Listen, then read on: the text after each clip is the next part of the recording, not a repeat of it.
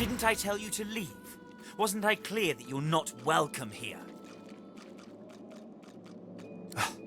You can't teach a fool anything.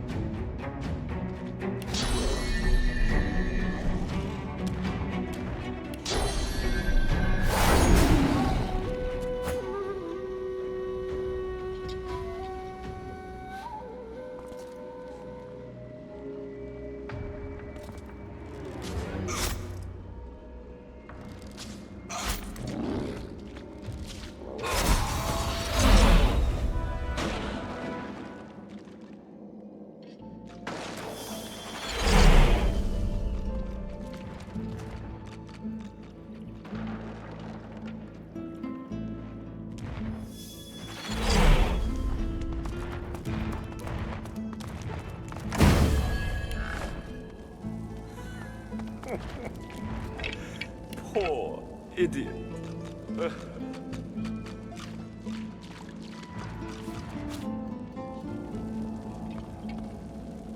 That was even easier than I thought.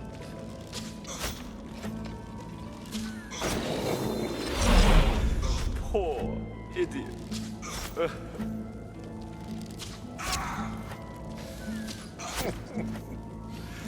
Poor idiot. That was even easier than I thought.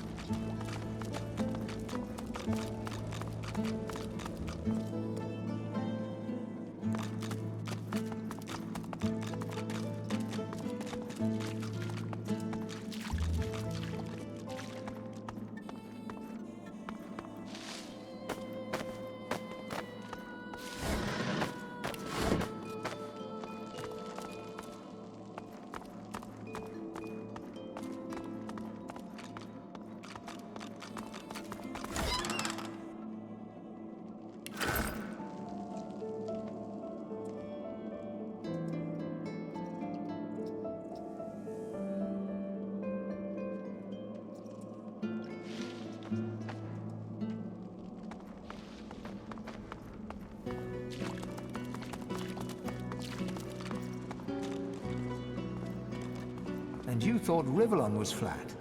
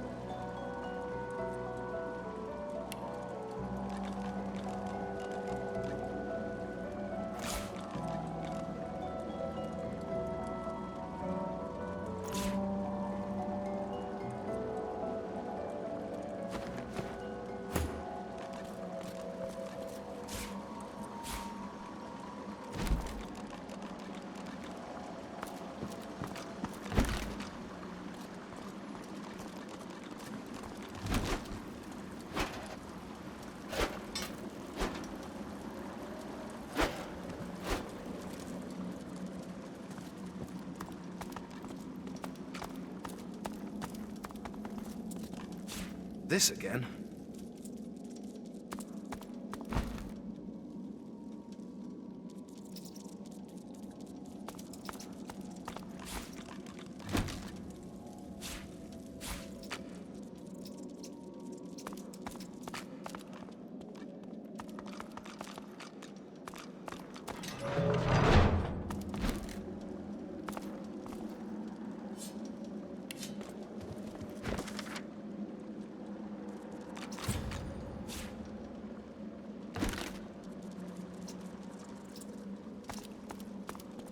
You see yourself in the mirror. It's quite a sight.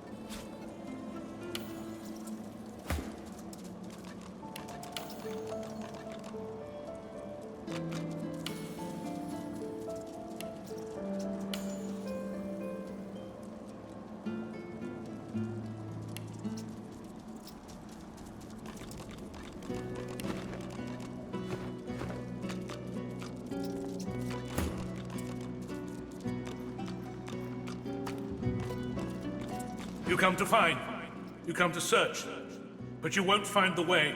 A pity.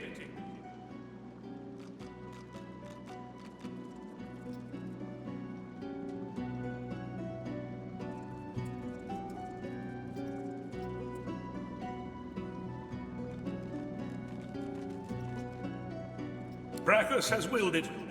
Tronkdoi must abide. You have met the unfortunate guardian of this vault.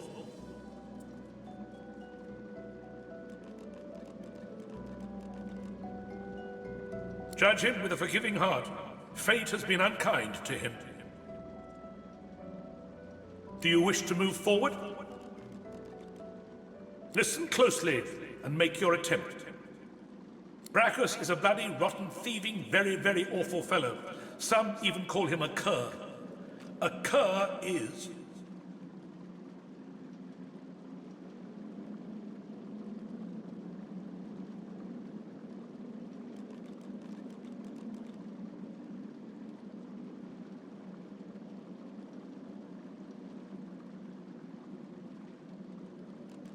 Either you're very good at guessing, or the slightest bit clever.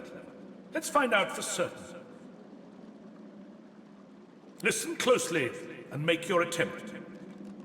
Source is a scourge, a devil, a misery, a blight, a hex, a curse. And yet, the cure is...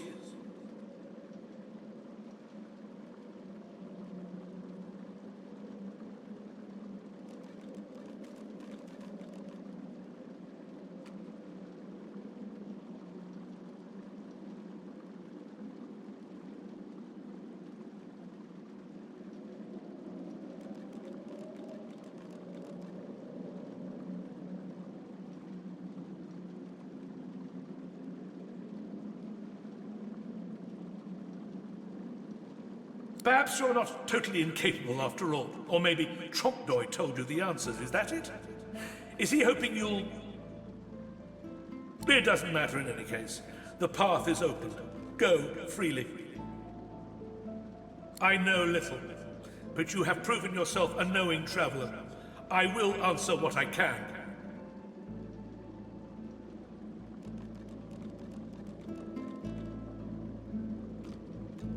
Brachus Rex discovered the way. This he researched here, upon this isle. He could remove the source from any creature or individual.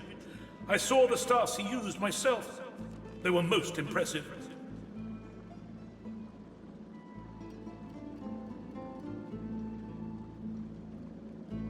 Brachus Rex has charged him, tried him, convicted and punished him. I know not the crime, but he has been sentenced to remain in this vault for all time and to prevent others from entering. Trompedoy was, and is, a creative man.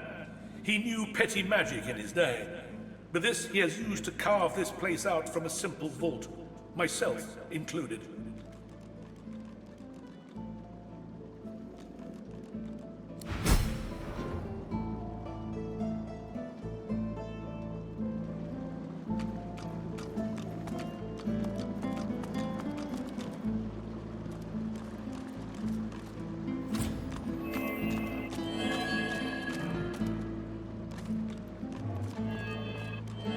Open your eyes.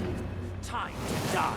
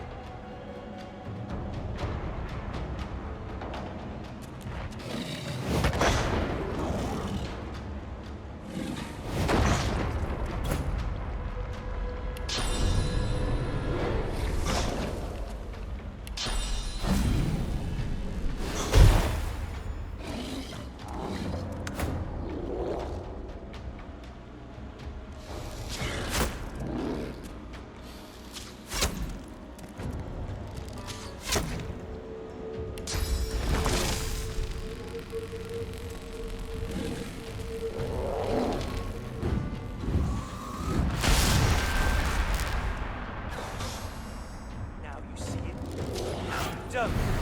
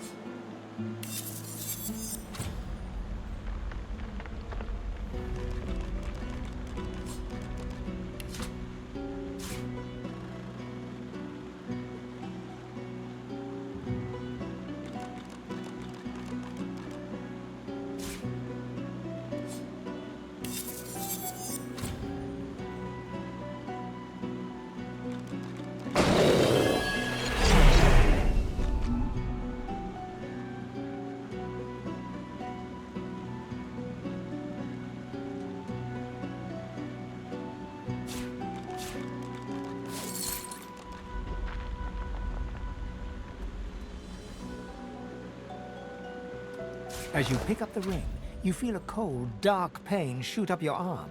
Your mind itches. You don't hear, but feel a whisper in your ear. It tells you to slip the ring onto your finger.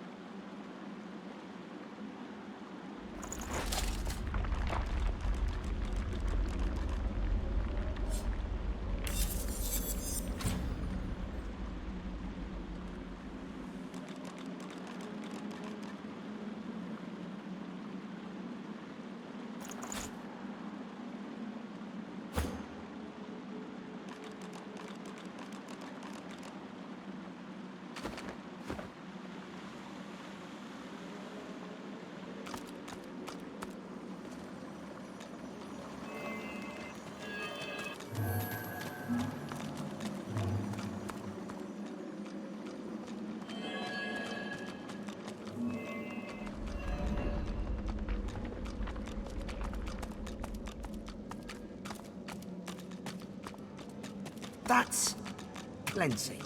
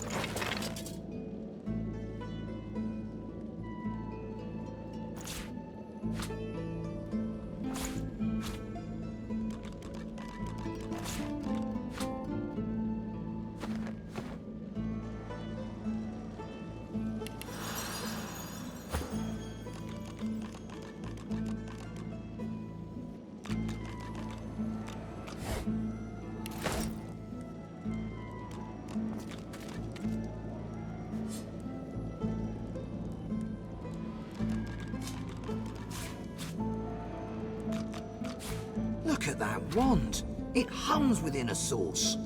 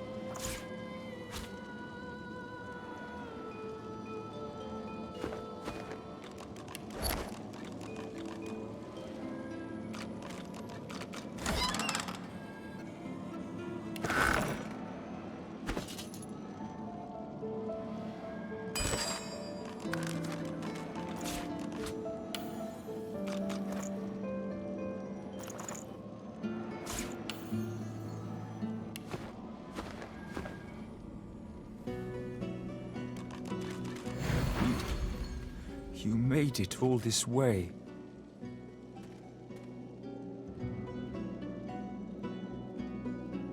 He trembles and seems to shudder with a quiet sob. I'm cursed, you know. Bloody Brachus bound me here to protect his vault. He has my soul in that jar just there, and I can't leave without it. As long as the jar stays unbroken, I can never truly die.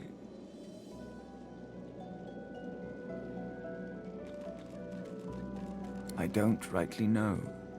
This was the Source King's way. Befriend you, then destroy you. I was a fool to expect I'd be an exception. His favor was intoxicating. That's no excuse, but it is the reason.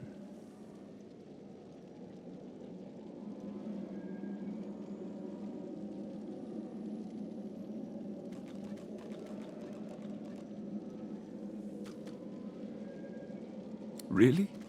You would? He drops to his knees before you and grabs onto your feet with both hands, head hanging. Thank you.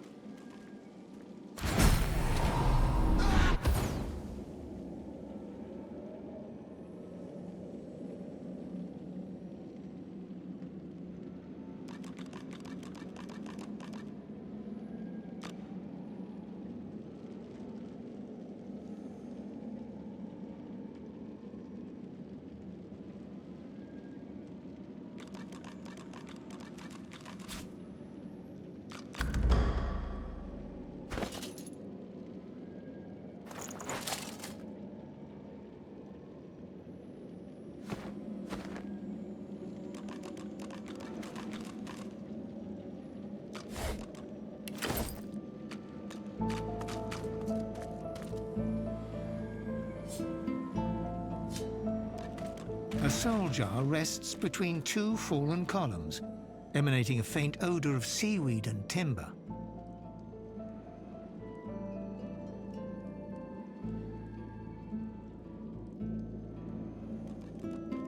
When you touch the glass, your vision wavers.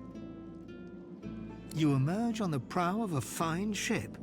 Your armor pulses with enchantment, dominating those who draw near.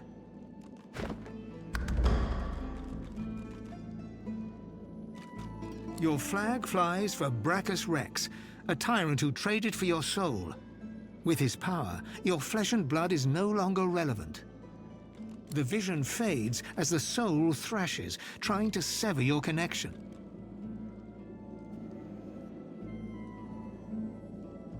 In the end, greed masters you. You seek out the tyrant's vault to retrieve your soul, but Brachus is ready with a trap. Thus imprisoned, you can only dream about what is out of reach. Your soul and that alluring armor. The vision shatters as the soul squirms away from you, curling up in the bottom of the jar.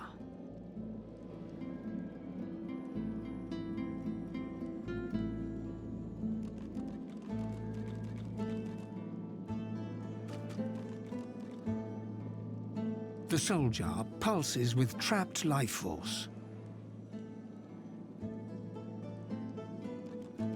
The soul flickers around the jar like a desperate, buzzing insect, but you hold its entire prison between your hands. As the soul spills from the jar, the arm in your bag revolts. It clambers out and falls to the floor.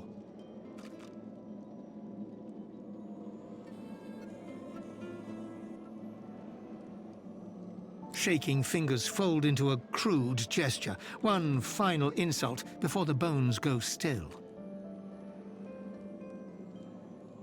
You catch the soul cleanly between your teeth and swallow it whole.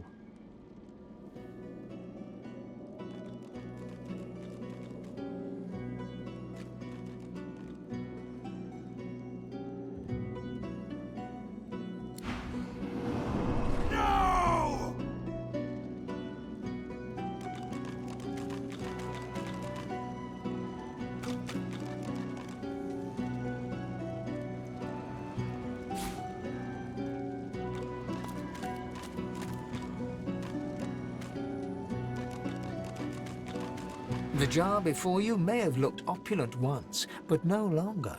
Now it's covered in grime, its paint chipped away, and its jewels long stolen. The soul jar rocks slightly, light flashing from underneath its lid. On its rim, you can just barely make out the name Gratiana. As soon as you touch the jar's cracked surface, you see a vision of splendor, silks, fine food, and decadent lechery. But underneath it all lies bone and blood.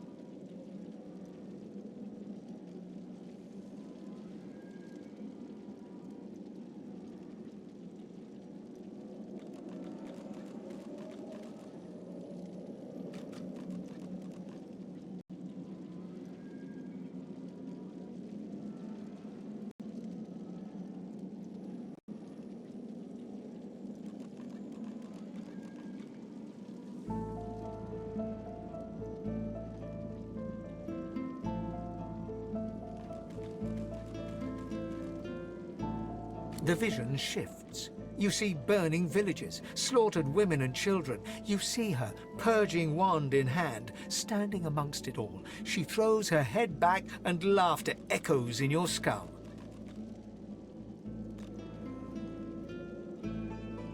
A shadow falls across her, and you see a large, weeping face. She reaches out as if to comfort, but Bracchus drags her back. You see her fall into the mire of the swamp, trapped.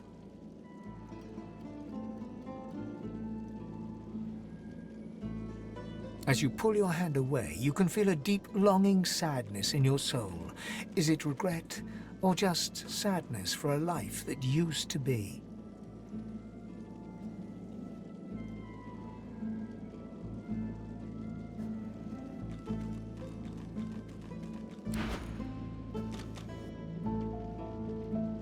The terrible vision fades.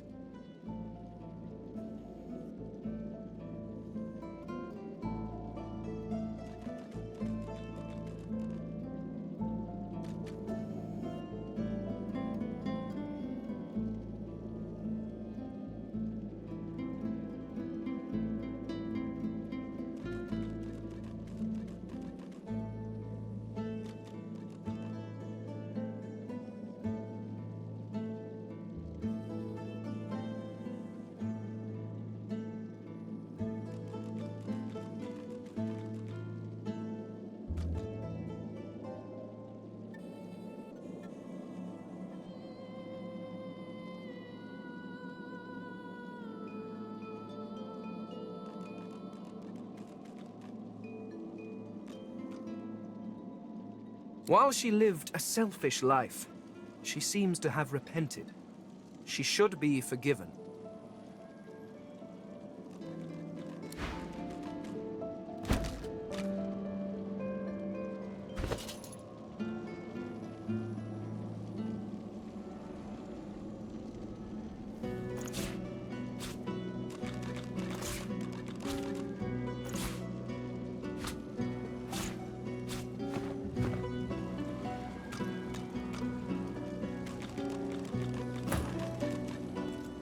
This jar glitters and glows.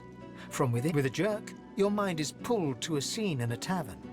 You see a dwarf in the center of the room, joking us all around roar with laughter. All bar the zombies, who are slavishly serving food and drink. The door opens, and a tall, beautiful woman stalks into the room. She's flanked by heavily armed guards. You can't make out her words, but see the fear in the dwarf's eyes. The dwarf mutters a word, and the undead lurch towards the intruder, but are cut down like wheat. The dwarf tries to run, pushing her friends into the woman's path, but is grabbed before she can escape.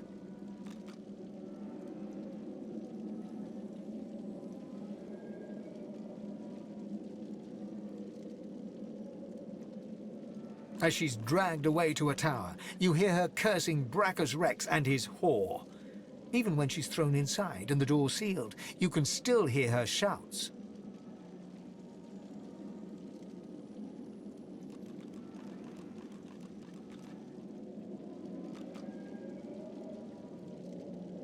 You pull your hand away from the jar, your head swimming.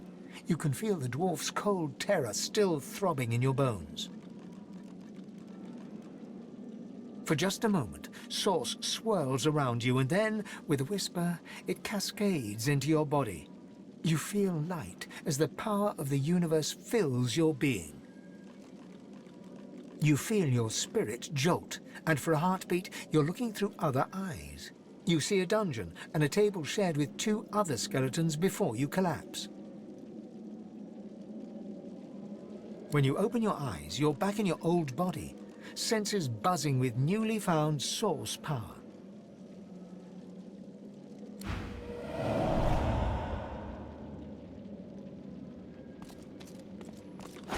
Nice.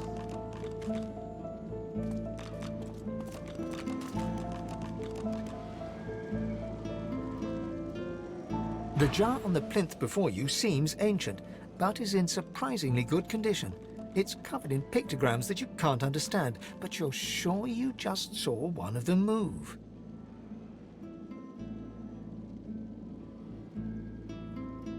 The pictograms spin to life, and you're dragged into a dream. You see the lizards of the ancient empire turning their backs on you, casting you out into the wilderness. As you roam, the human apes turn away from you, all but one. One smiles, one opens his arms, one says he'll take you home, Brachus Rex. He promises power for a price. He picks off your golden scales, one by one, stripping you down to the bone. He promised you a crown, but all you got was shackles.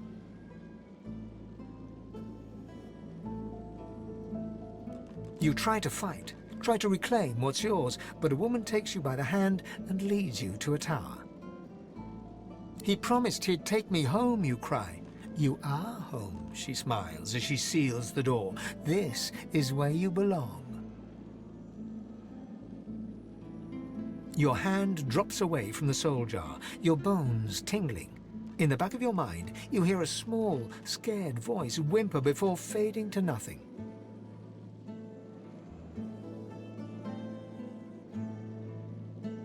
Something within you strains. You are replete. You cannot absorb more source.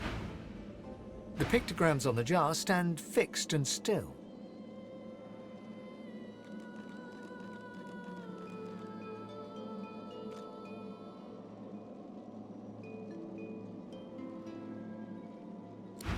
Nice.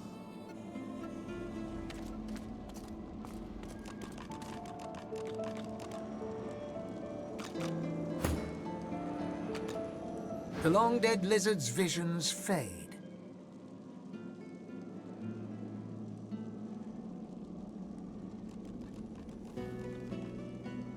I can't help but sympathize with him.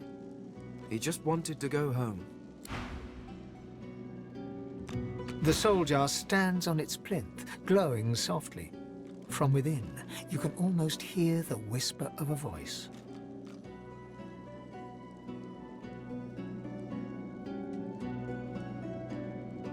You see, or rather, you feel a far-off land. Frozen breath hangs in the air, pine needles brush your cheeks, and in your arms you can feel a weight. A body, dead. But you have hope. Your vision swims. You're older, but perhaps not wiser. You march at the head of a shambling host, the enemies of Brachus Rex melting before you. The scene twists again. Now Brachus stands before you, a beautiful woman at his side. You lash out in treasonous rage, but cold arms bind you. You're sealed away in a tower. Your screams fill the darkness.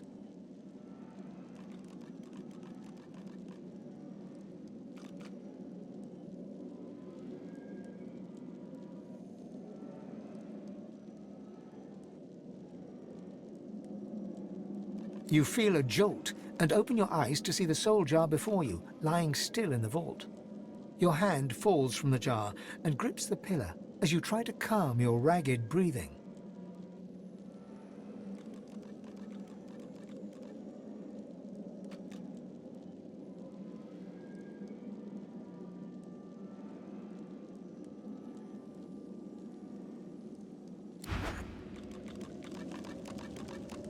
The necromancer's memories fade to black, but the feelings remain.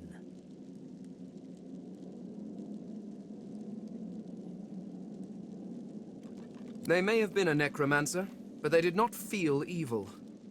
Misguided, perhaps.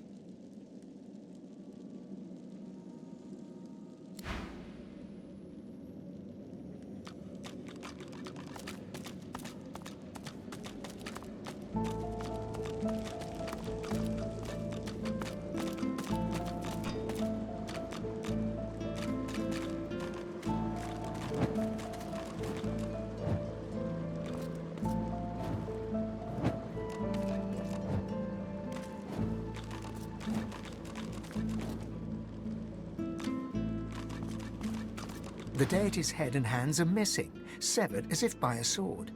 You can't tell if this was meant to be symbolic somehow, or a mere act of vandalism. As you take in its chiseled details, you have a vision. The statue comes to life and embraces you awkwardly with its broken arms. Unable to resist, you're flown away into an endless dark. That shrine seems to have brought me here. What is this place?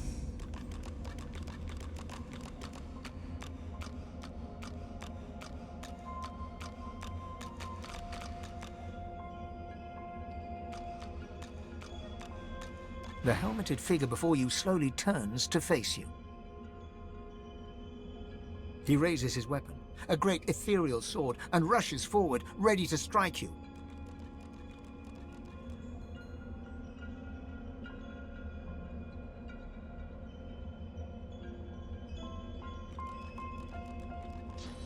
The figure plants a foot before you and swings his sword in one powerful, direct strike. You counter the blow and send the figure back a few paces. He springs forward again, faster this time, ready to strike a second blow. The figure charges you head on, ready to plunge the sword into your chest. As he charges, he suddenly evaporates into the ether, passing through your body. Deep, dark cold blooms in every particle of your body.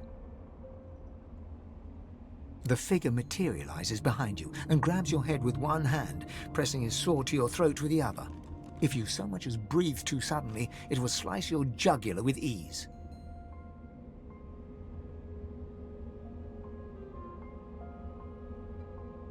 You are my champion?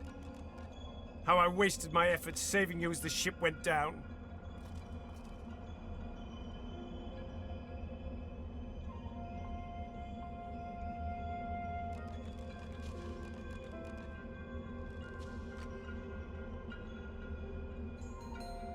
Why should I do as you say? You were so easy to best.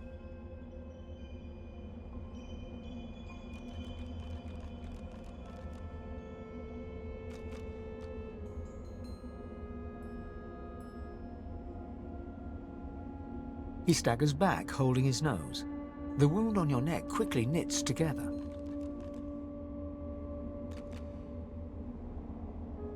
He smiles. You may do well after all.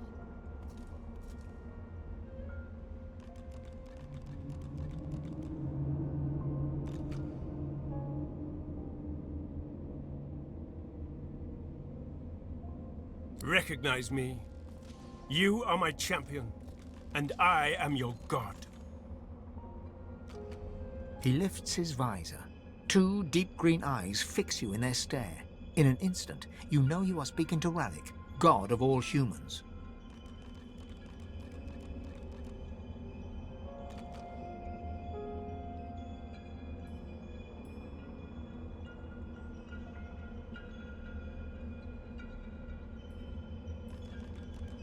In a moment of weakness, we were led astray.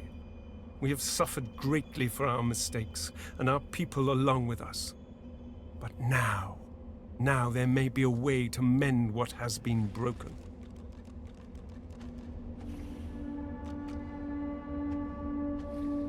I see a spark in you. The beginnings of a fire that may blaze our path back to preeminence in Rivellon. This is why I've chosen you, to lead humankind back toward divinity.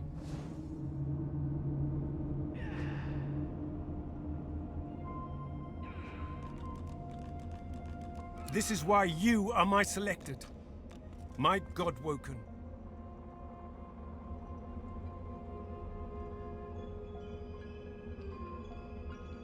I have no doubt. The potential within you is tremendous. Let me show you. A great surge of power arrests your heart, your mind. When it passes, you feel ecstatic, replete.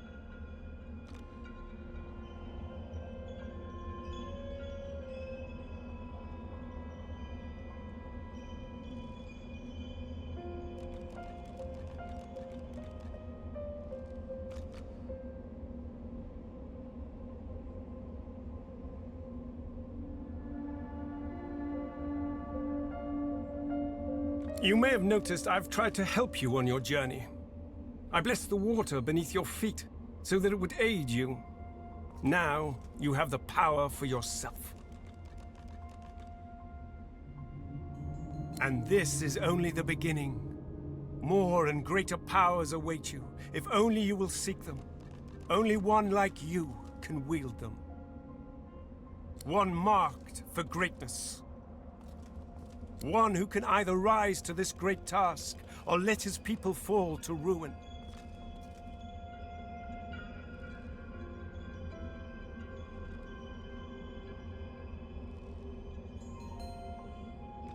Your purpose will be great, but the first step is simple.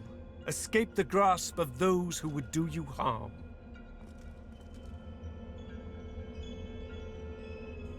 You and you alone must safely leave this place. You and you alone must rise above the reach of minor people.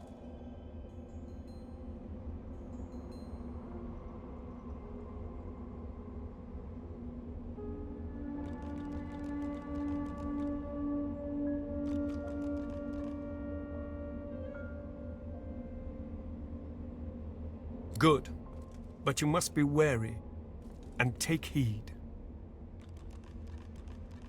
I am not the only of the seven seeking a champion, my child. Your friends may have been similarly summoned by powers that threaten the very existence of our race. He casts his gaze over the war below, where God fights God in a relentless, bloodless battle. Times have changed. The gods are at war. The victor will choose the terms of peace. If we fail, if you fail, our race may well be lost. A father knows when he may trust in his children, and when he must intervene. I know that you will succeed, if you choose it. Do not disappoint me.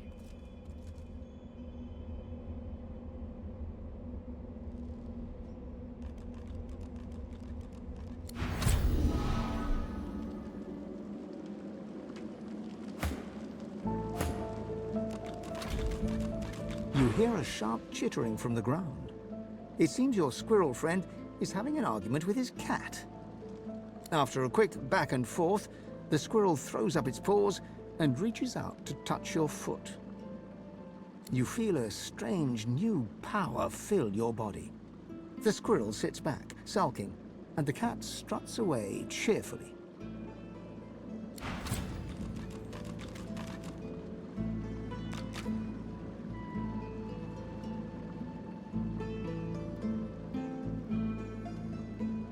I must say, I was hoping to enjoy a smug advantage over everyone else.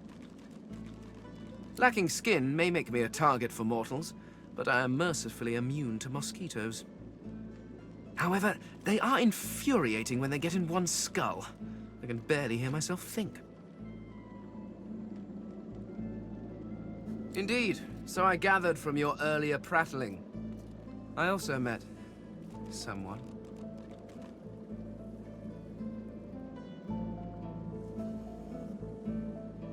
Oh, nothing is wrong. Simply unexpected.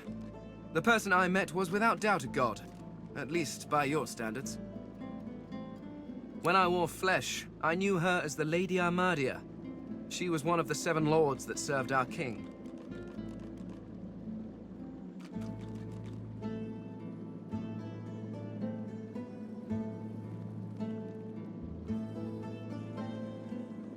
Naturally, they acted as any lords would. They bowed to their king and sneered at their lessers.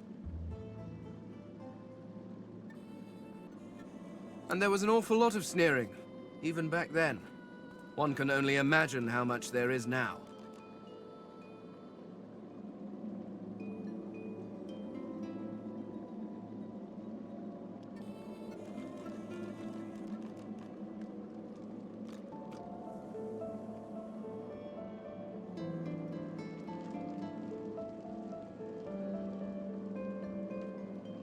Oh, what do you want from me?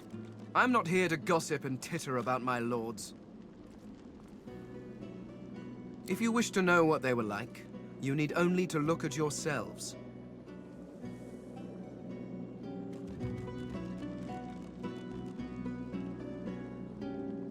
Each of the races were crafted not just in the image of their gods, but in their temperament too. Vrogir was large and strong as his orcs. Zantezza quick and witty as an imp. And Rallic prone to bouts of fighting and boasting, much like every human I've ever encountered. You were crafted as an act of ego, but one can hardly hold that against the creatures. In truth, the lords never troubled themselves with too much imagination.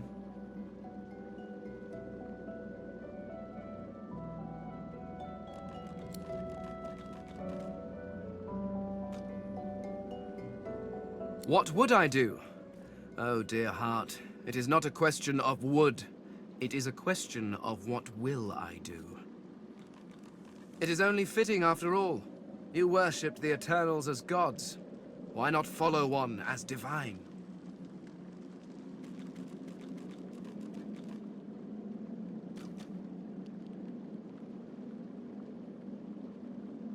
Yes. And how is that working out, I wonder? Perhaps if your precious Lucian had been a little less mortal, you would still have a divine, and the Voidwoken would not be trying to chew on my bones. Honestly, you turn your back for just a few millennia, and the world goes to stink.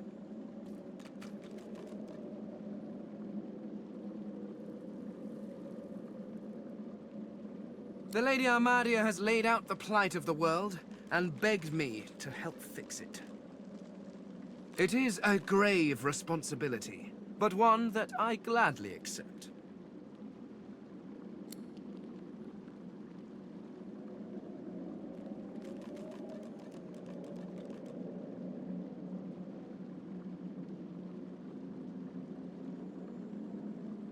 Ah, this is perhaps the first intelligent question you have asked. After all, one should always try to learn from one's betters.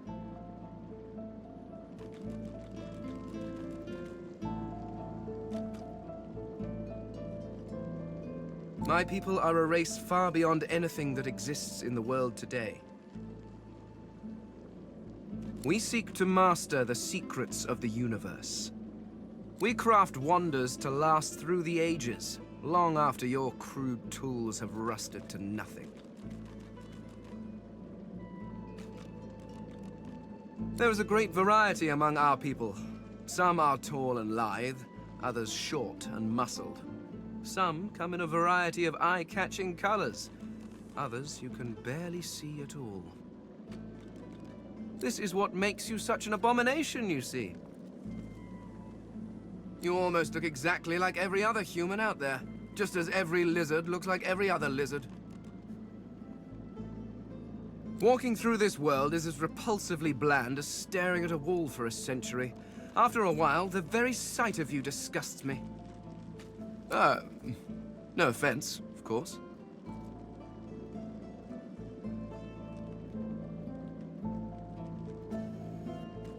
No. No, I should not. Not yet. Not until I know what truly befell my people. And, after all, I am still here, despite the Voidwoken's best efforts.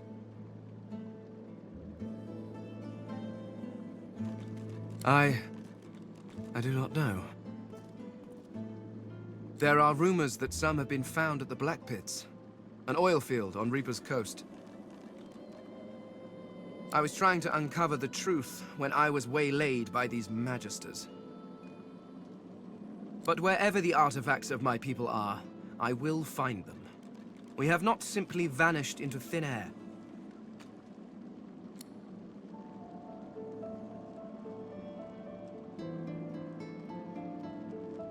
Ignorant! I dare say I have a better knowledge of this world than any creature living in it. Oh, I may be missing some social mores or be unaware of what king waged which war, but why nitpick? Waiting for a letter is tedious. What I have gone through is torture. Your history is an interminably dull list of mortals that were born, achieved nothing of worth, and then died. Certainly one may have expanded his kingdom, or another invented some way of pickling fish, but what does it matter? Where will your kingdoms be in 100 years? In 1,000? They will all be dust, along with each and every one of your great heroes.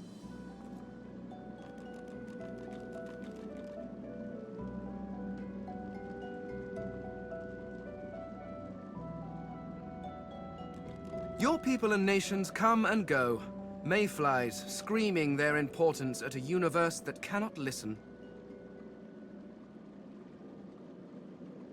But the universe is always there. The laws that govern your states change over centuries, but the laws of the world...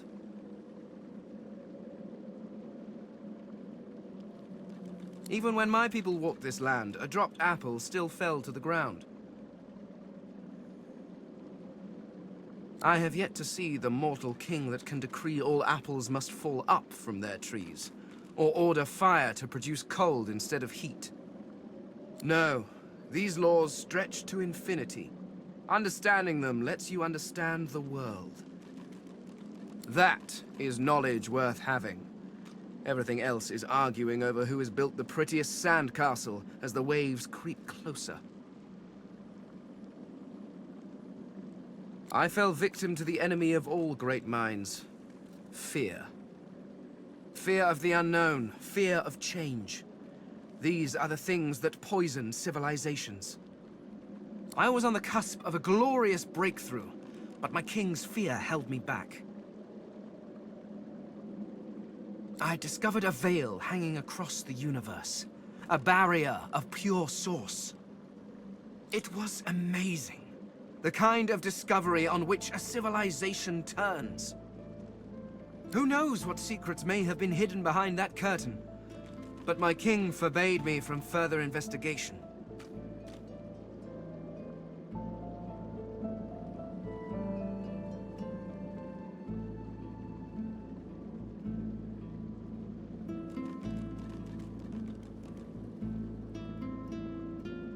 I mean, yes, I suppose you could have drained the power from it, but that would have weakened it significantly. It would be quite irresponsible. After all, the power of the thing is not the point. It hid something. Who knows what that might have been? The secrets to the universe could have lain behind that curtain, but I was not given the chance to find out. Now, I fear I never will.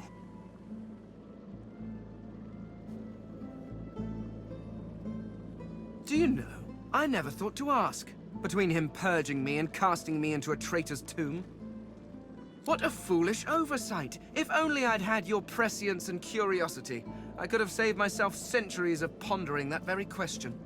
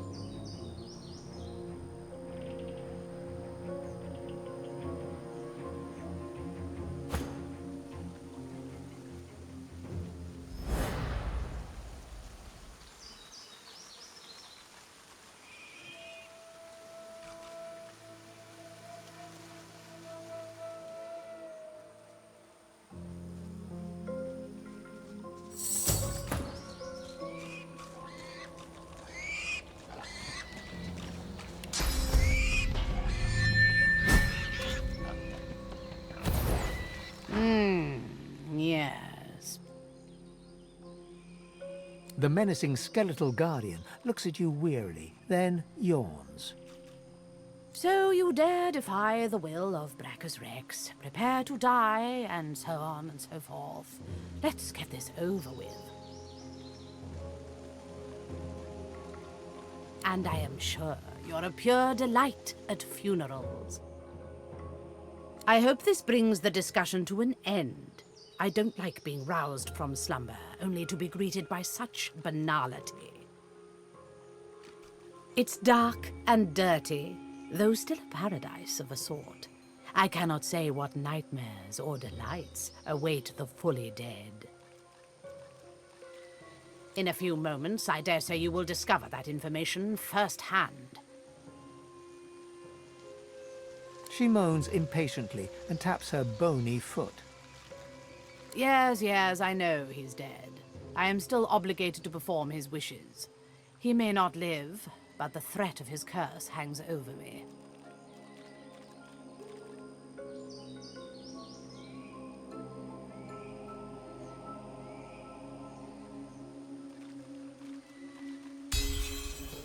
It is as you say. In any case, no curse could possibly be worse than this droning drivel. Be on your...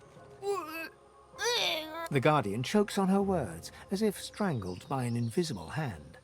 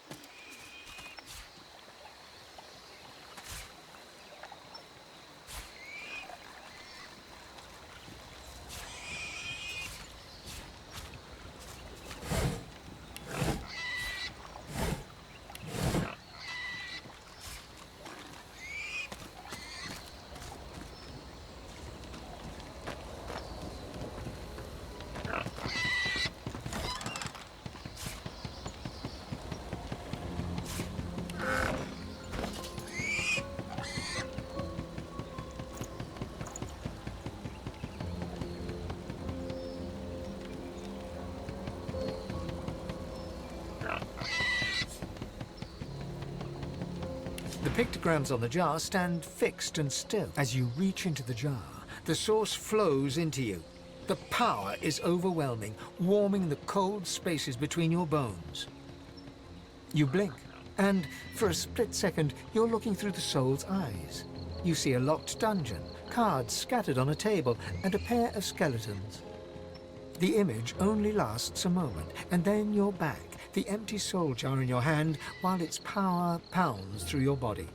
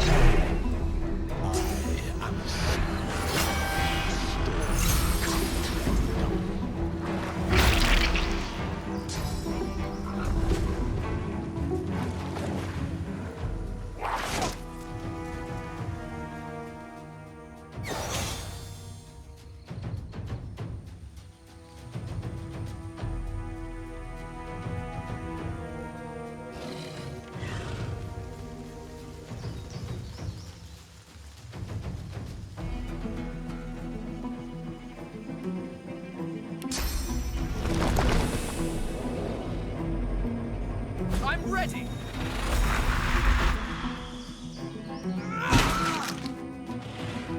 Hurts, doesn't it?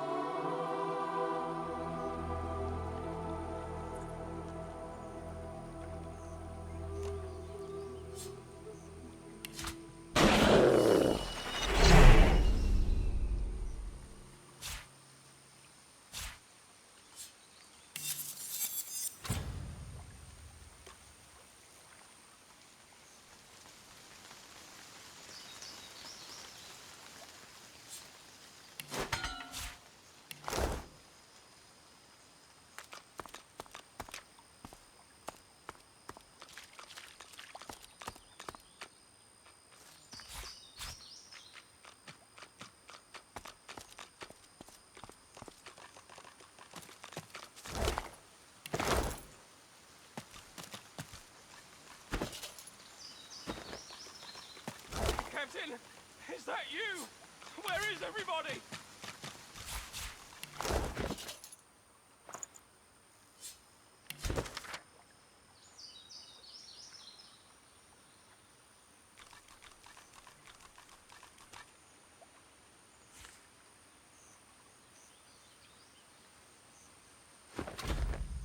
Captain, is that you? Where is everybody?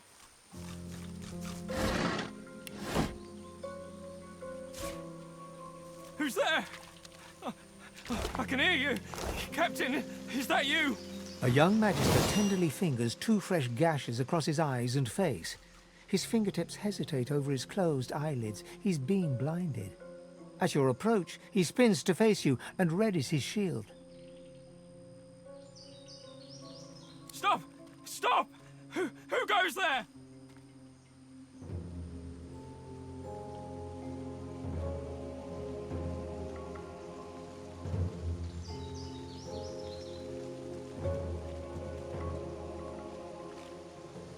escaped. Hold still. I need to apprehend you. He sidles blindly beside the cart, groping his way toward you.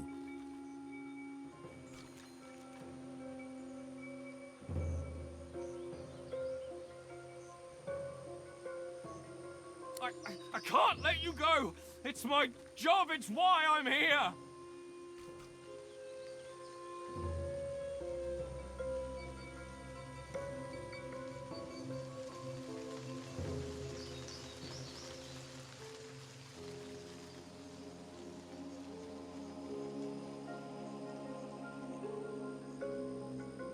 It isn't about authority. I don't want to hurt you. I don't even want to keep you here. Don't you understand? You're so dangerous. It isn't your fault, but you are. If you leave this place, you could bring a void woken on your head at any time. He continues to grope toward you, his sword clenched tightly in his hand. He opens his eyes a fraction of an inch and winces, stumbling over a rock stuck in the mud.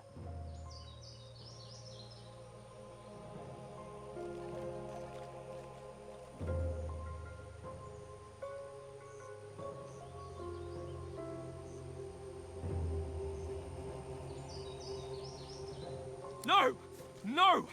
Don't try anything. Do you hear?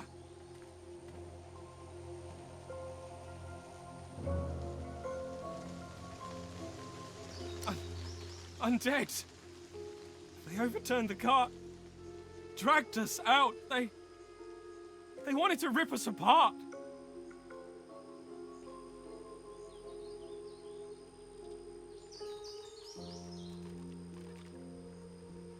We beat them back, but they got Faray through the heart, got me across the face.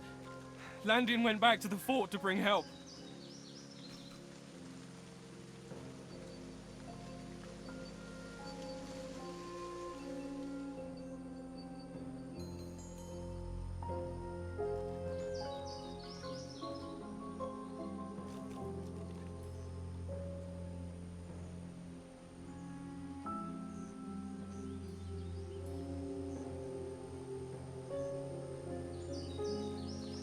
I have a job here. I might be injured, but I'm still a good guard.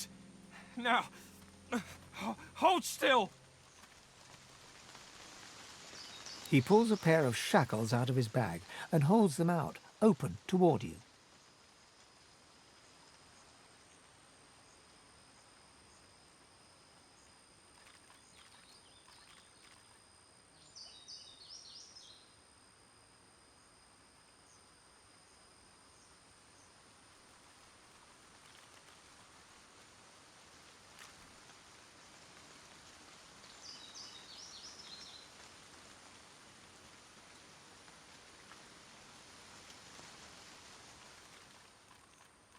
Nothing. Understand? Stay away! You're dangerous. You hear? I need to protect people. I need to protect you. Please, don't make this any harder. You're dangerous. I need to keep you safe. I need to keep everyone else safe. Have you seen a void woken? Have you?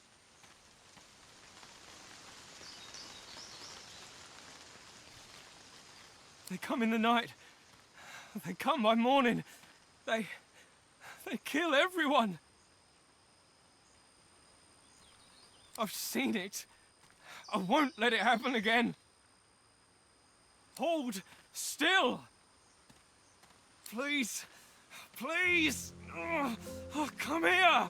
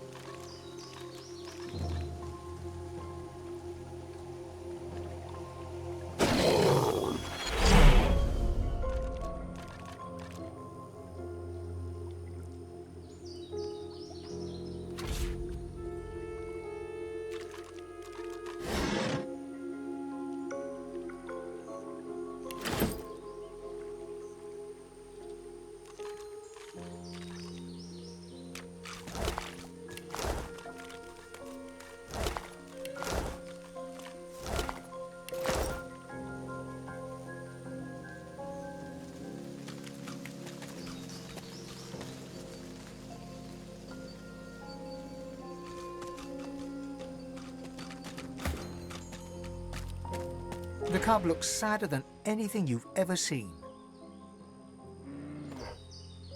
The cub stifles a sob. I want my mum.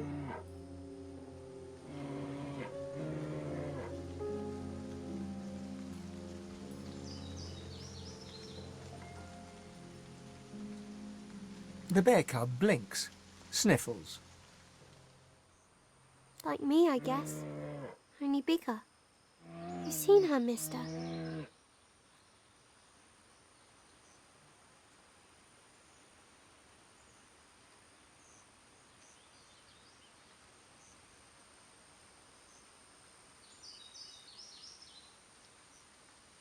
Panic and sorrow fight for position on the cub's face. It fights hard not to cry. Oh no. Oh no, not my mum. I'll go find her. Mum, I'm coming! The grief-stricken cub hurries off.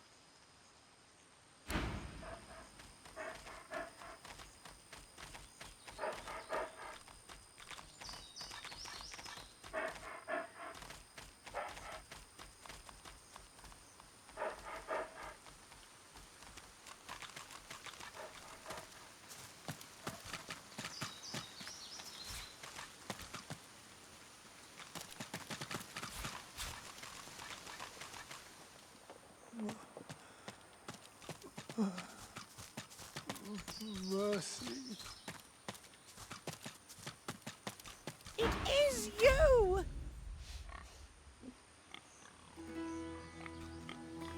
The feeling is mutual. I can't tell you how grateful I am for your kindness. Now I'm just trying to get used to life as a pig. It's not so easy. I never did enjoy truffles.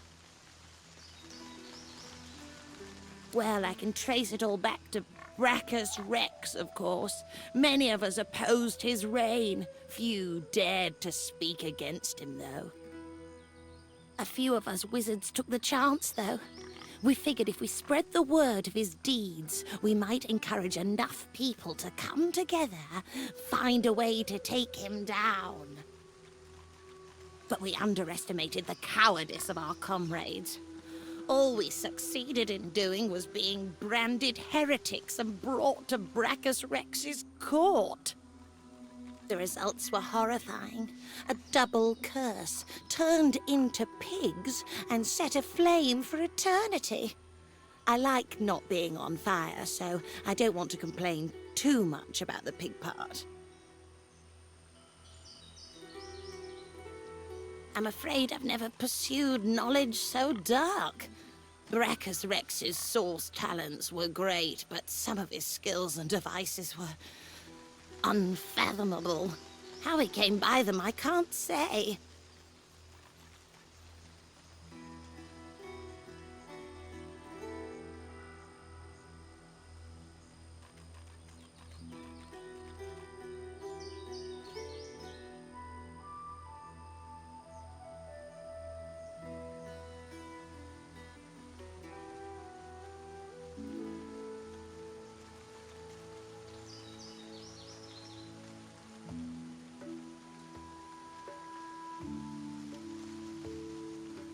I'm not sure. I have prayed to Armadia, but she offers no answers.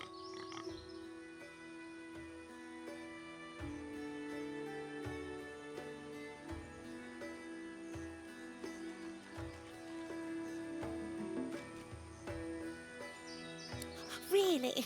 Oh, what wonderful news! If there's a shrine to Armadia there, I may return to my old self just yet.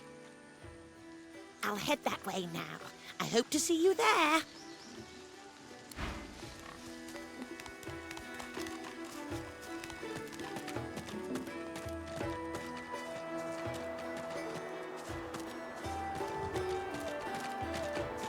Frozen ground in the middle of a swamp. What's going on?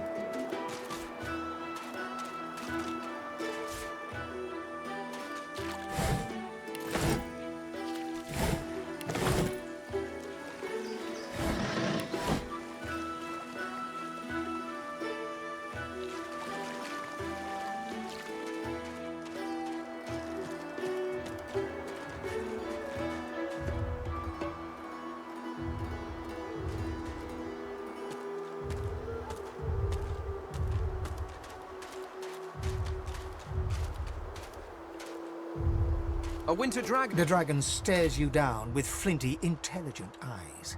He tries to speak, but his jaw is bound tightly by the same thick chains that shackle him to the pillars.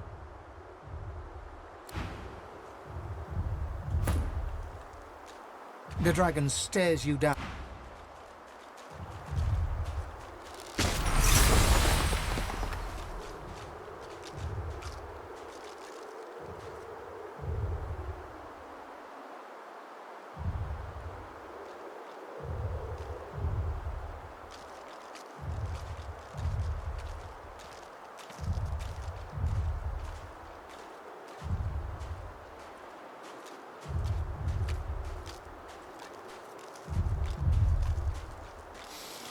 The dragon rakes the earth with icy claws. Quakes from the impact knock you back.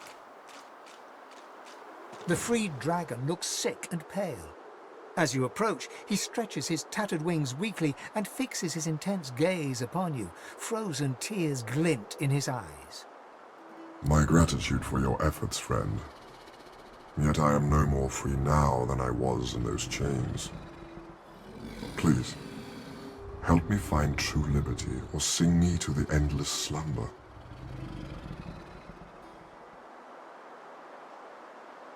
But of course, that must be why you stand before me. Slain called to the Lord of Death, and here you are. A coincidence?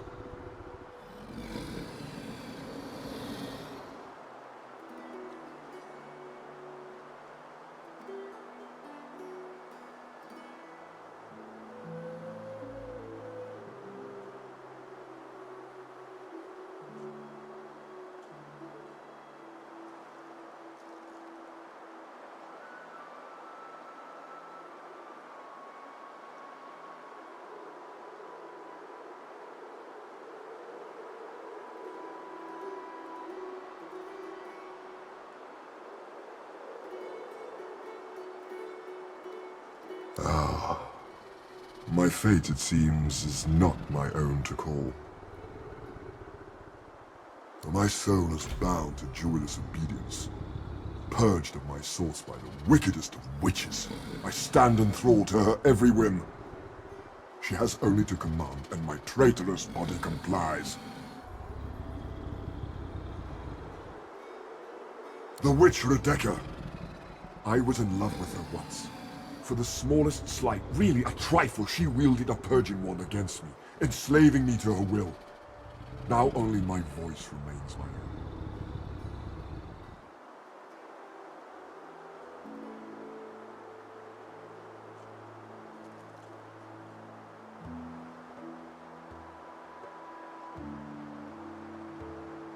own. Allow?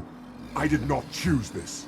As I am quite sure, you did not choose any number of indignities in your own life. Least of all your presence on this hellish isle.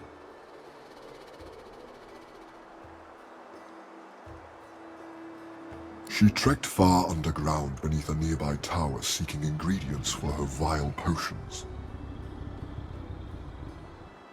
I can feel her dark heart beating within my own even from here. I await her return, yet I would prefer to welcome death in the sight of her face again.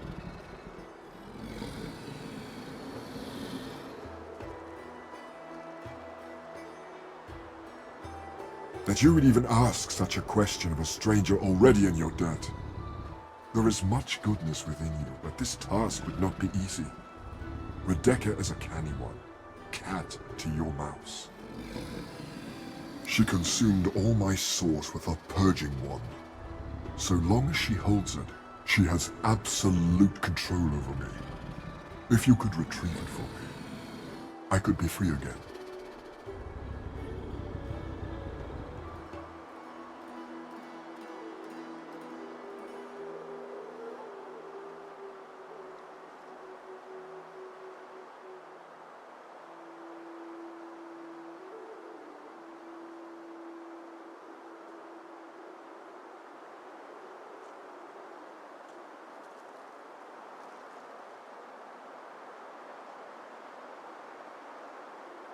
You would have my gratitude, and whatever aid I can then offer to you.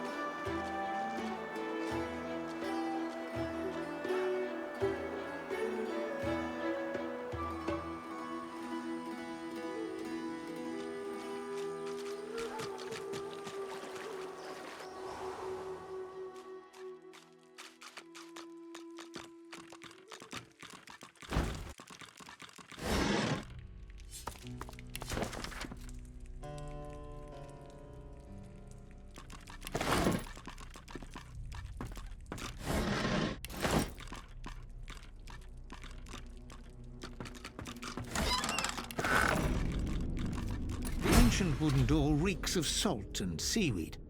Not a single nick or gouge mars the detailed face carved across its surface. It also has no lock or handle, but when you run your fingers across the wood, the carved face comes to life. This ship has the claim of a captain.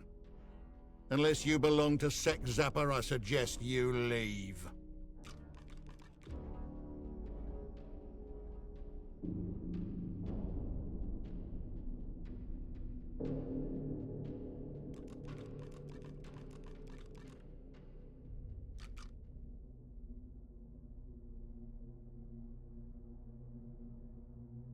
Slaver of the Seas. Think he picked that name out of a lucky bag?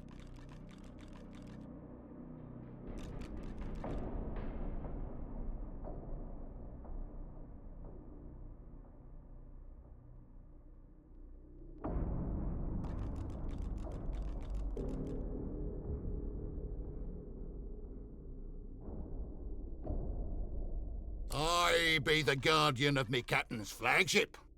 I'm what stands between dross like ye and his life's work.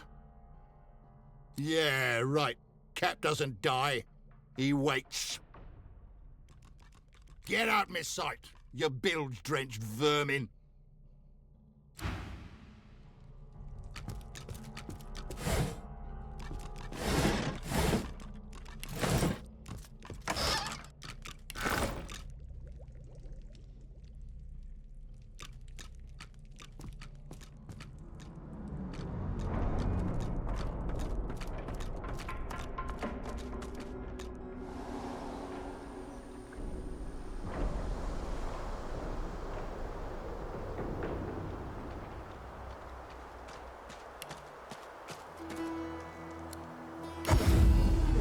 Thank you again for all you've done for us.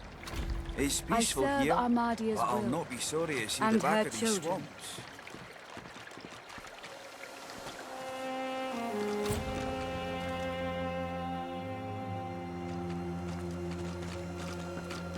I must say, I was hoping to enjoy a smug advantage over everyone else. Lacking skin may make me... However, they are...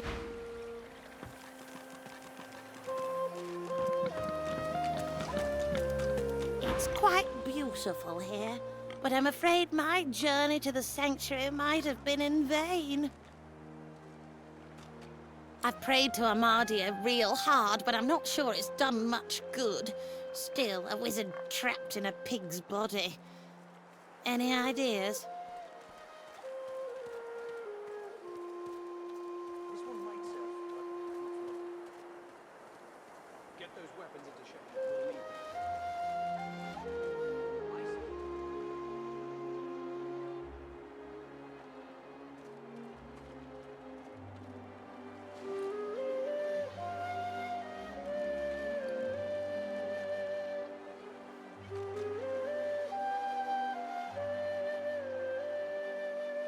Oh, what a grand idea!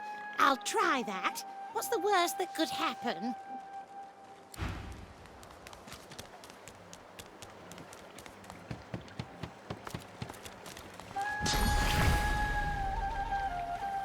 Armadia, you have heard my prayers. Well, hello.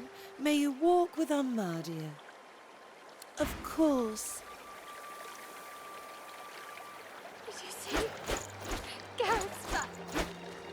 He's here to take us home.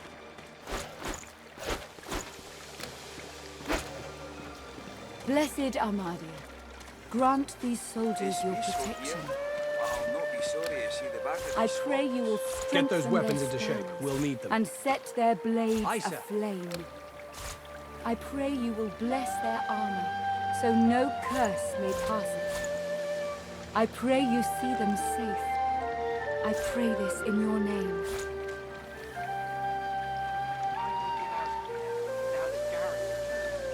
This may do some damage before it breaks forever.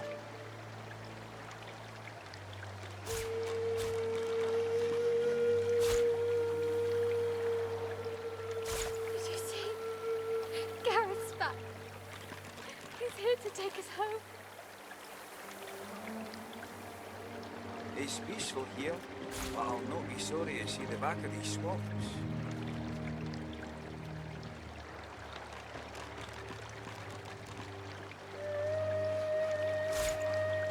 Blessed Armadia, Keep your wits grant about you these there. We soldiers need your you. protection. It is good to I see pray you. you will strengthen We their were afraid. spells We and were set so their afraid. blades aflame. I pray you will bless their armor, Take heart, so lad. no You're stronger curse than you may know. pass it. Thank you, I Garrett. pray you see them safe. We can't wait to go home. I pray this in your name. Divine blessings.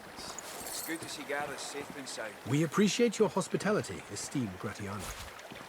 I serve Armadia's will and her children.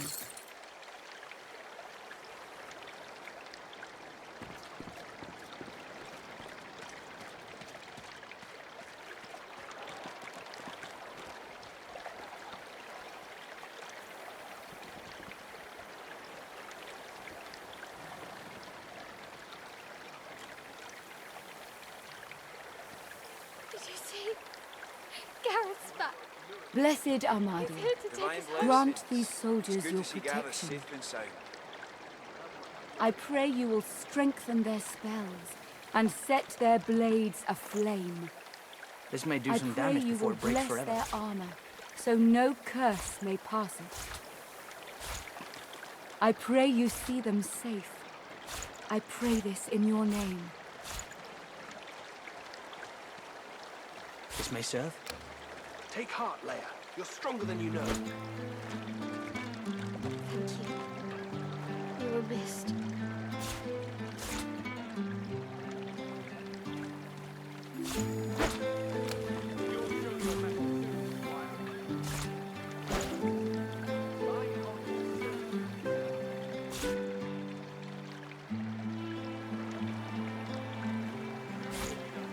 Blessed Armadia, grant these soldiers your protection.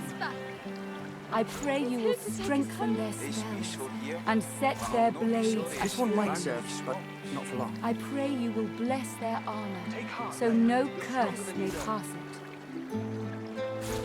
I pray you see them safe. I can't wait to go home. I pray this in your name. Take heart, Leia. You're stronger than you know. Thank you, Gareth. I can't wait to go home.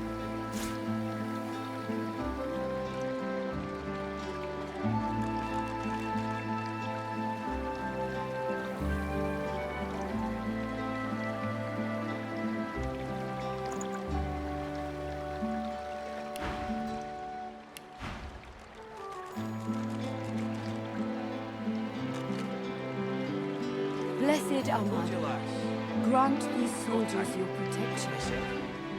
Bye now. Strengthen their spells and set their blades aflame. Did you see? I pray you will bless Gareth's their back. armor. Before you stands a figure wrapped in cloth. As she turns from her prayers, you can see nothing. Armadia's blessings, child. So you are the one who returned Gareth to his flock. Go in Armadia's grip. So, you returned Gareth to his flock. You have my thanks for giving them hope.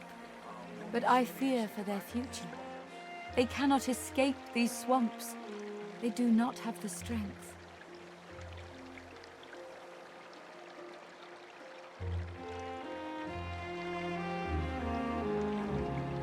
Armadia has not gifted me the grace to heal, nor the strength to fight.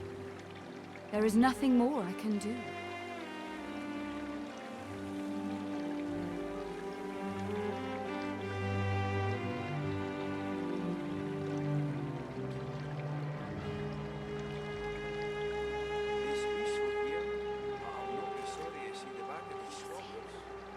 Gareth's back. He's here to take us home.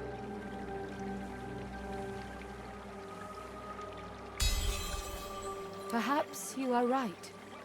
Perhaps there is another path. I told the Seeker that the soul-forged weapons of Brachus Rex remain hidden in a vault, but the Magisters recovered them before he could. Gareth failed to reach the armory in time, but there is another vault hidden beyond the Magister's guile. If you can steal away these weapons, your friends may well stand a chance. But beware, such items are of limited power. If they cease to function, speak to me. I will be able to help.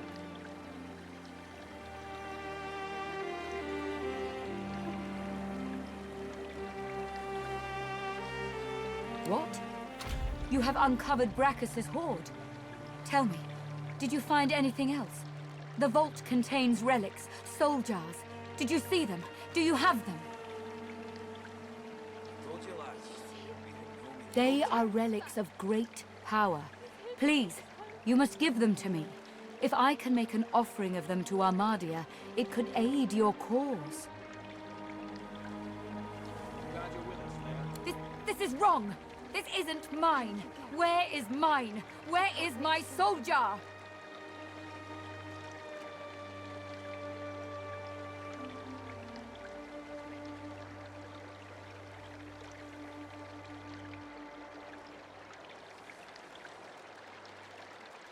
This isn't what I need. There is another soul jar, inscribed with my name. Please, I beg you, bring it to me. It is of the utmost importance. Questions? There is no time for questions. Just give me the jars.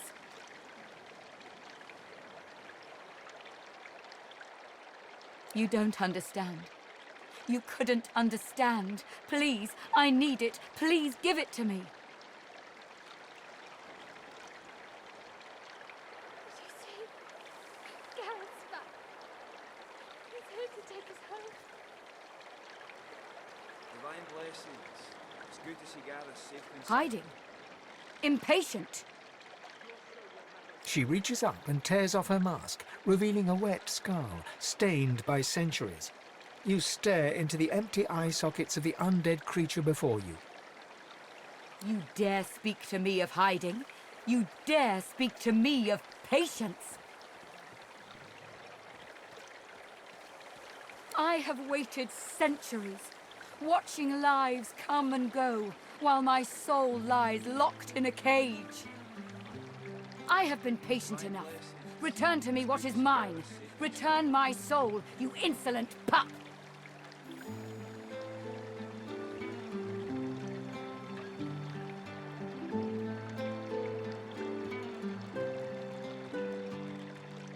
No!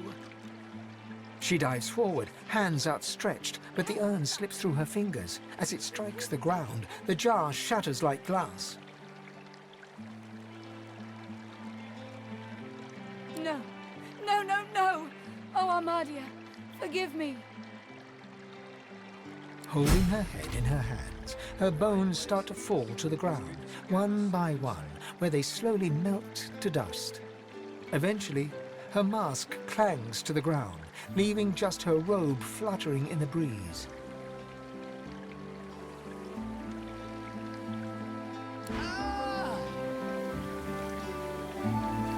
As you wish.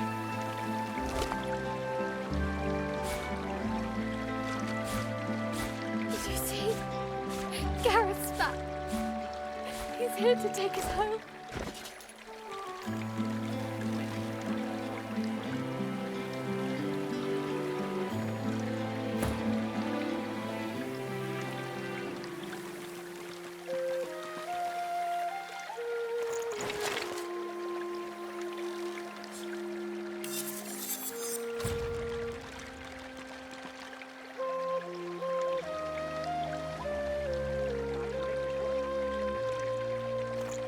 Finally get out of here, now that Garrett's returned.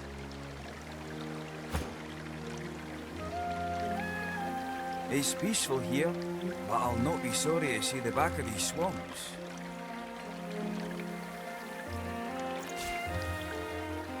Did you see? Garrett's back. He's here to take us home. We can finally get out of here, now that Garrett's returned.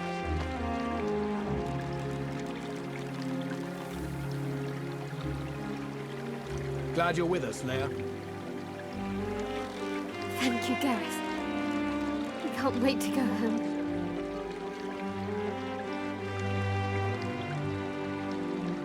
Soon we'll be done here. Proud to have you at my side. It's my honor to serve you, sir. Divine blessings. It's good to see Gareth safe and sound.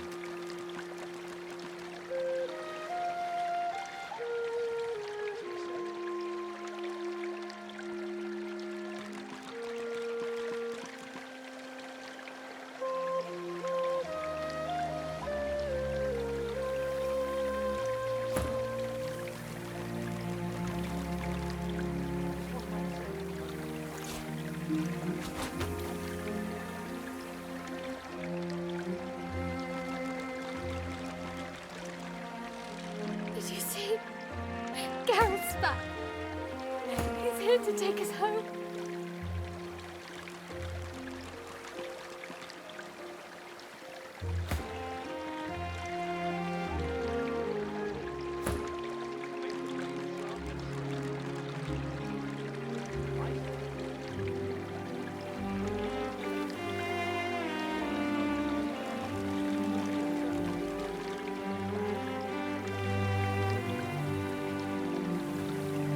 Divine blessings. It's good to see Gareth safe and sound.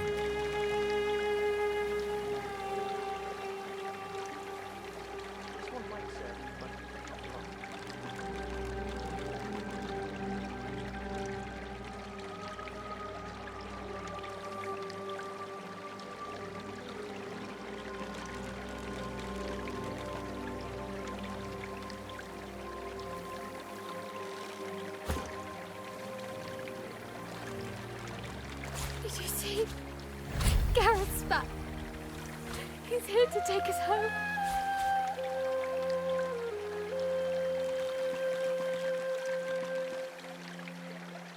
I told you, lass. We'll be heading home in no time.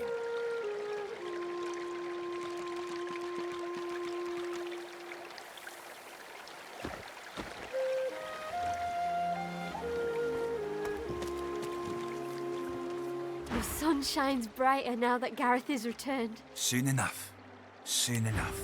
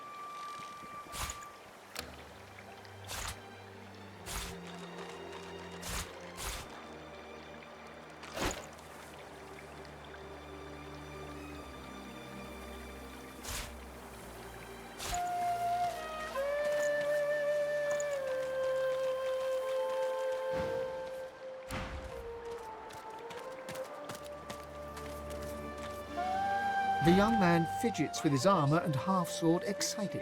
He sees you approach. Was it you who saved Sir Gareth? From the Magisters?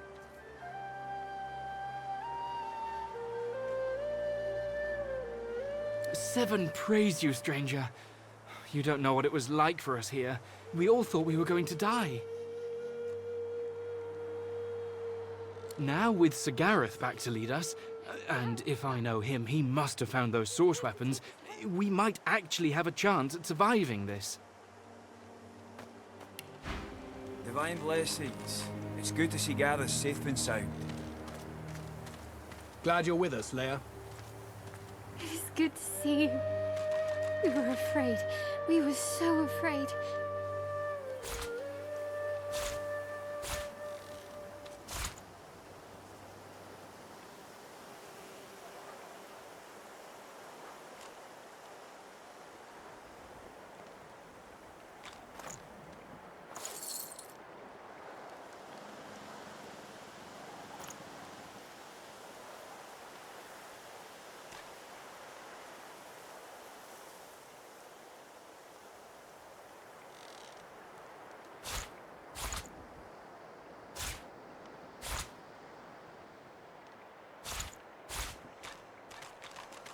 Did you see?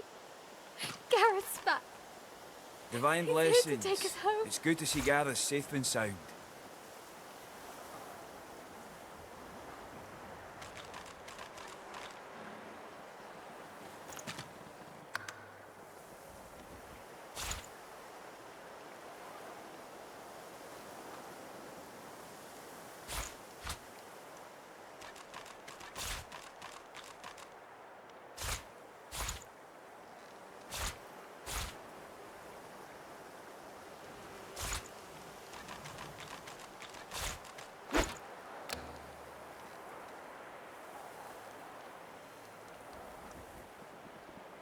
Glad you're with us, Leia. It is good to see you. Divine We were afraid. blessings. We It's were good to see so Gareth afraid. safe and sound.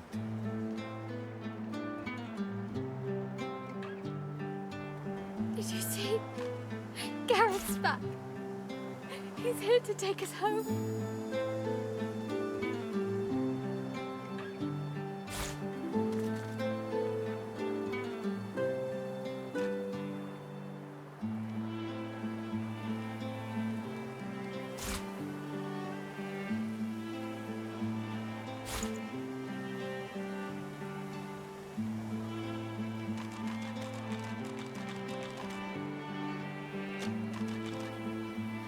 Divine blessings. It's good to see Gareth safe and sound.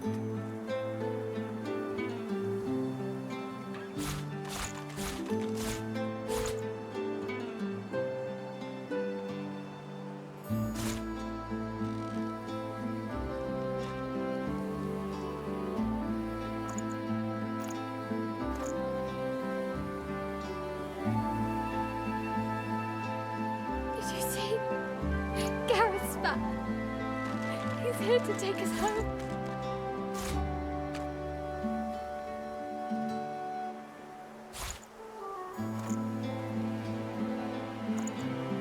It's peaceful here, but I'll not be sorry to see the back of these swamps.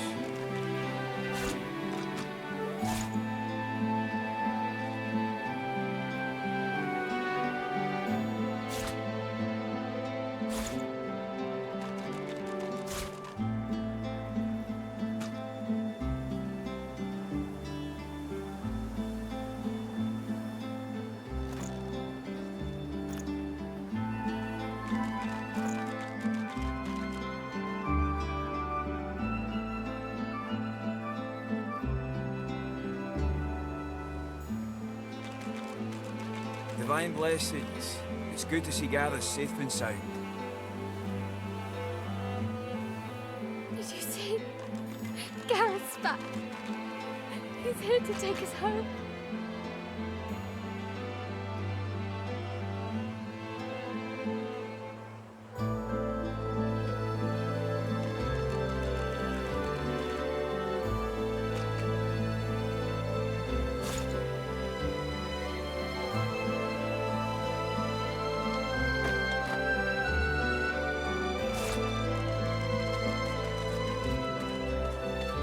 Glad you're with us, Leia. Thank you. You were missed.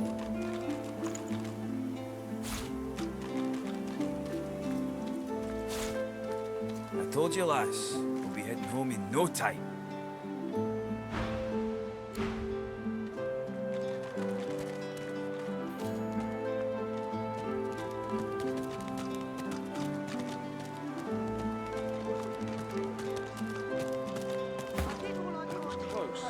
Credit lies elsewhere.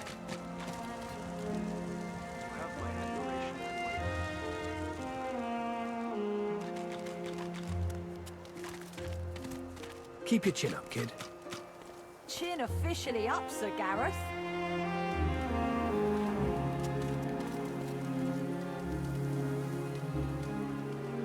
Keep your chin up, kid. Chin officially stand. up, Sir Gareth. I'm healed.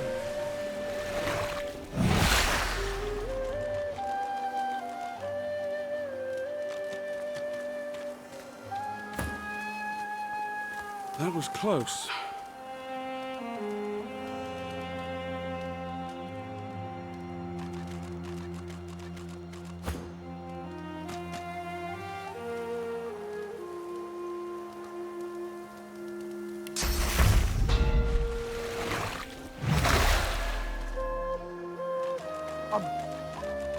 I can stand. I'm healed.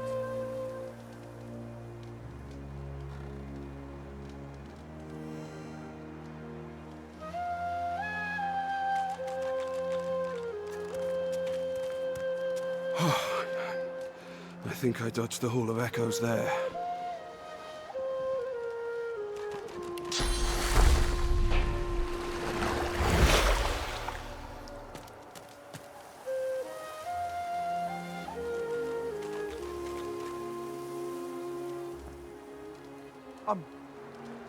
I can stand. I'm healed.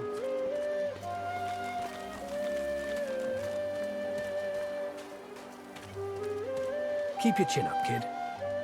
Chin officially up, Sir Gareth. Keep your chin up, kid. I didn't think I survived those wounds, yet here I am. It's a miracle. And now Gareth's returned to us as well. Maybe our fortunes have changed for the better. For a while there, I did what I could. It was not their time. You have my admiration and my thanks. Welcome, my friend. Enjoy the quiet while it lasts. I know you seek answers. I'll tell you what I can.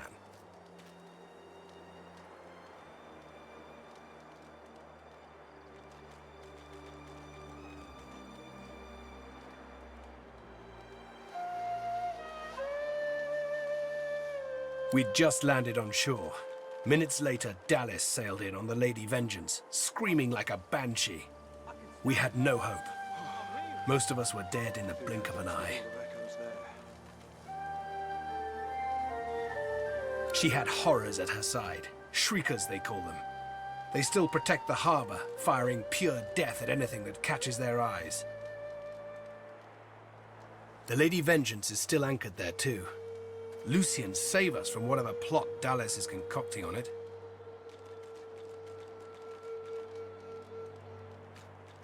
Well, I had a plan. Gratiana told me of weapons that could counter these shriekers. Purging ones that steal source from its host. I went to that armory looking for one of these wands, but Alexander's bootlickers stumbled in first. I found nothing but dust and blood. We've got to find a way to silence those shriekers. If we do that, the Lady Vengeance is ours. Freedom is ours.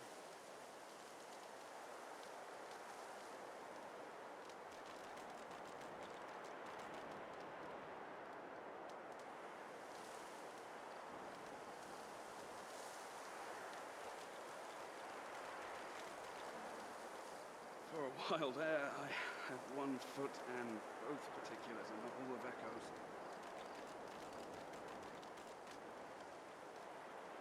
I can't imagine anyone more capable. Lucian truly shines his light on you. I can stand. I'm healed.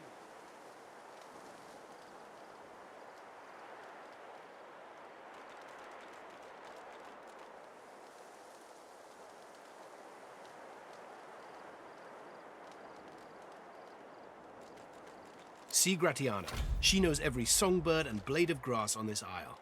I'd go myself, but she seems, shall we say, dissatisfied with my recent failure.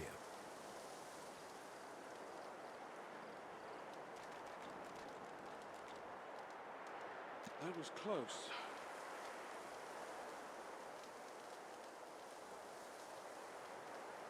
The Lady Vengeance waits offshore, ready to sail for a righteous cause. Find a purging wand. Alexander's shriekers will rot.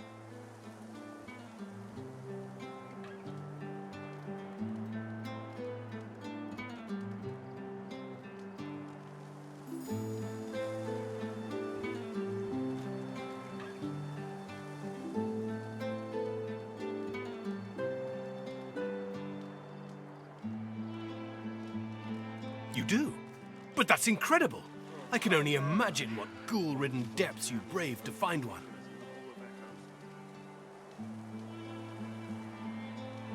I had no doubt. You bring me hope, sorcerer.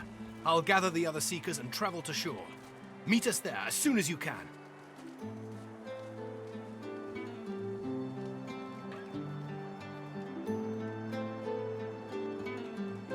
Gareth's voice echoes throughout the Enclave with such command, it could rouse a fawn to action.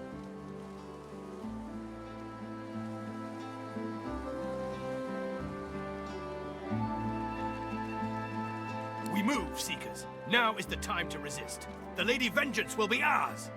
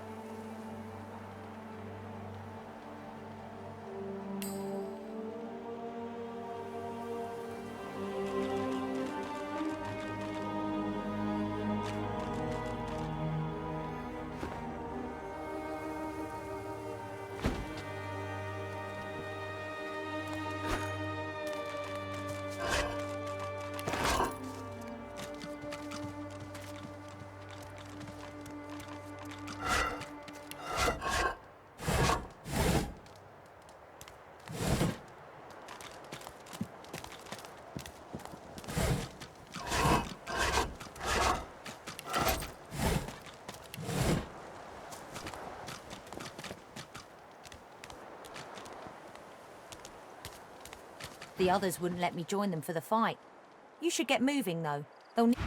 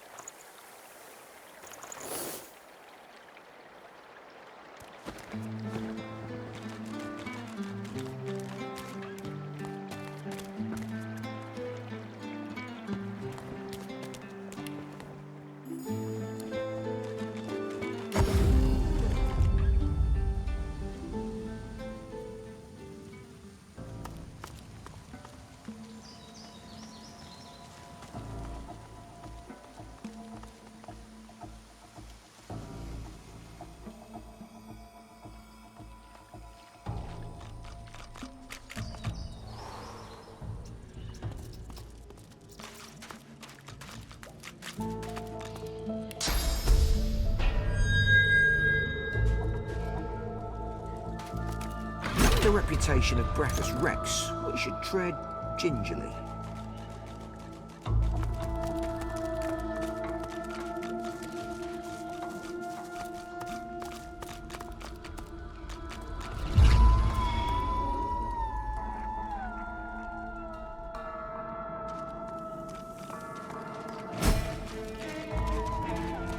What is this contraption?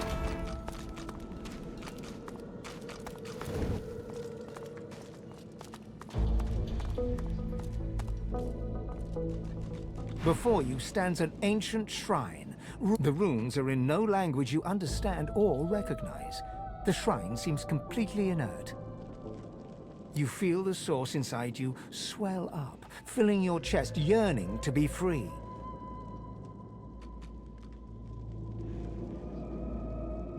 Your power flows from your chest and into your hands, green tendrils of power slithering from your fingertips across the shrine. The shrine starts to vibrate and glow, slabs of stone gliding across each other as it begins to open.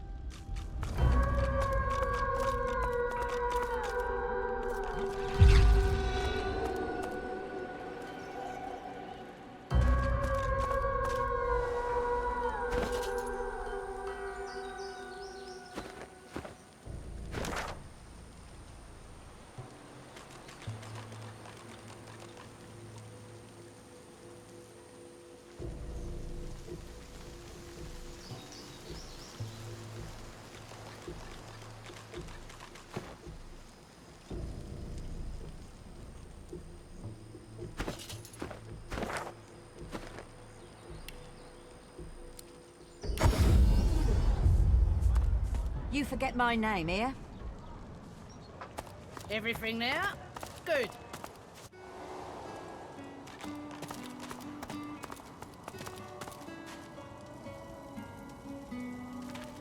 You come to fight. You come to prove yourself. Good. Who aids you? Choose wisely. Whether you fail or succeed, you do not fight more than once.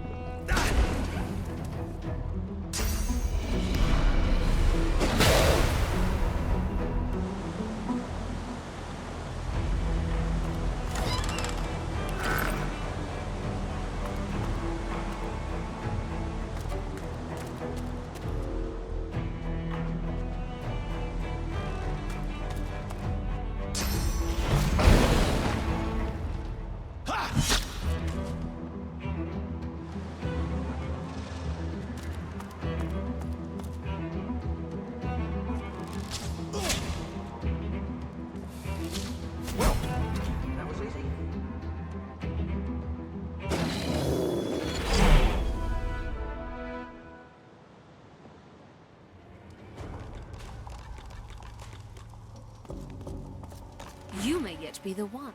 You prove yourself again, and again, and again. The fight challenges you, but you do not give in. You do not give up. I am happy to see this. You are capable of much.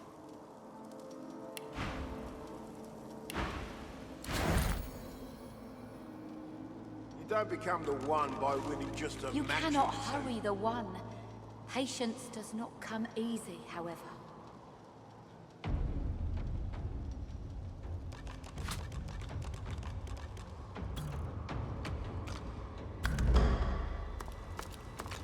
Well done. Very well done. Tell me, what is your strategy in battle? You do not fight like others I have seen. His eyes sparkle as he grins, showing strong white teeth beneath his beard. I will keep my eye on you, the good one.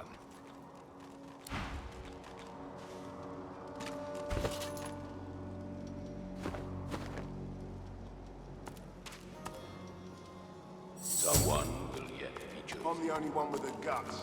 I deserve the glory.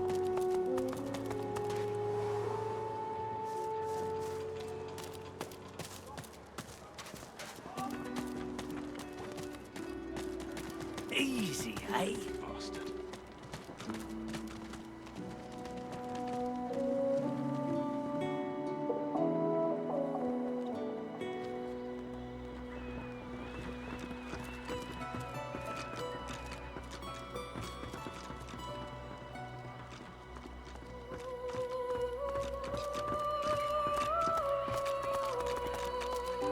I don't think I ain't Back for more, freshy fresh? Let me guess. You came across a bit of gold and want to turn it into a bit more.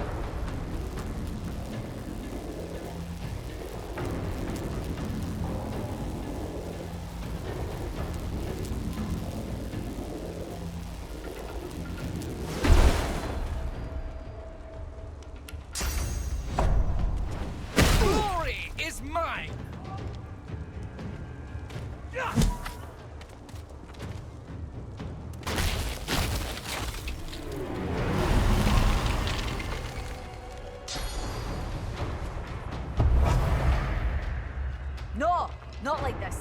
I won't let them.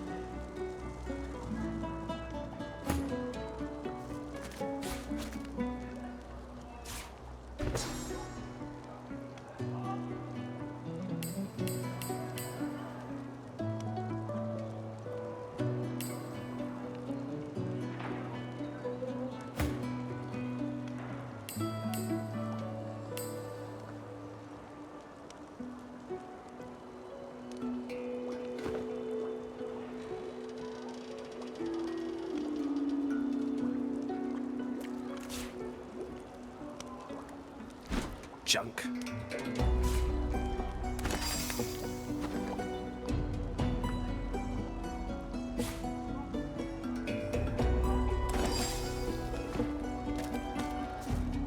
This again.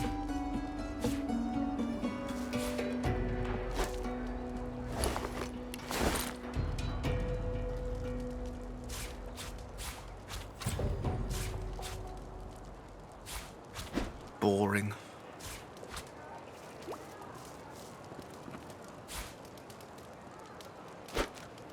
This again.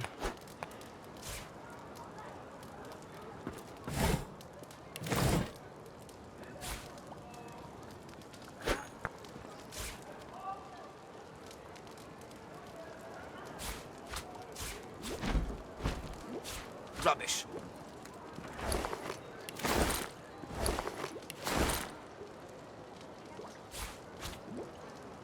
Junk.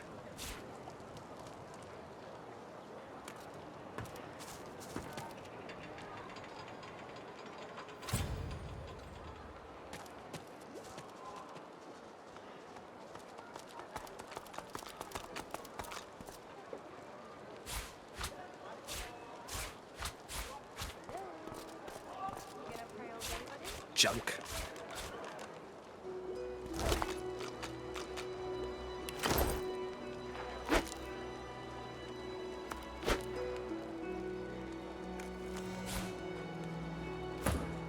She smiles and gives you a long, meaningful look. I couldn't let him kill you. That would be awful.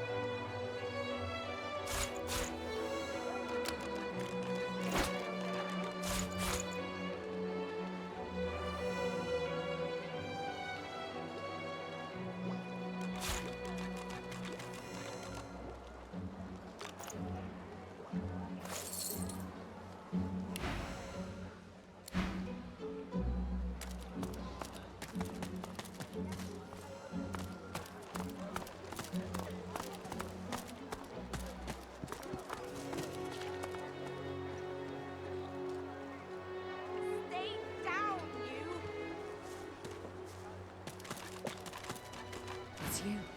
It's really you. You gave him hell, did you? You're the champ, ain't you? You could well be the one. She looks around, checking for prying ears, and lowers her voice. It would mean everything. The one will prove himself above all others. The one will become divine. You may be the one to save us all.